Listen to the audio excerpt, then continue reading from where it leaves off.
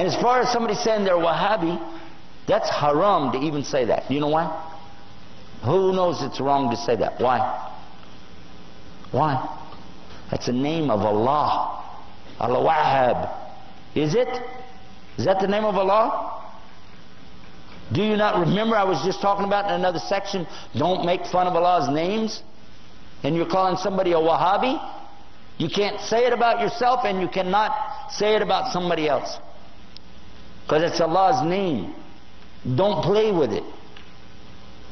And by the way, the people who played with that were the enemies of somebody, but they didn't want to call him by his name, his followers by his name, so they called it by his father's name. His name, he lived 270 years ago, his name was Muhammad ibn Abdul Wahhab. But they don't call him Abdul Wahhabis, or bin Abdul Wahhabis, or Mohammedans, because they know you could catch them in what they're saying.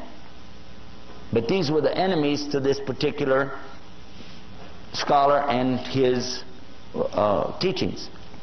What he was saying is that basically you shouldn't worship people in their graves, and you shouldn't worship the grave site, and you shouldn't build these big temples in there to go to. And his followers tore down those places in the graveyards, and they became so angry that instead of dealing with the fact, he brought the proof. But they didn't like it, so they insulted him, and they wrote books against him. Because it messed up their Sufi tariqas.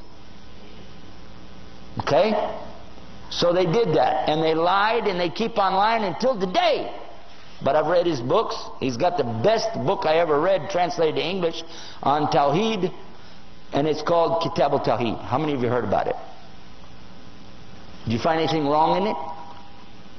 He quoted the book of Allah.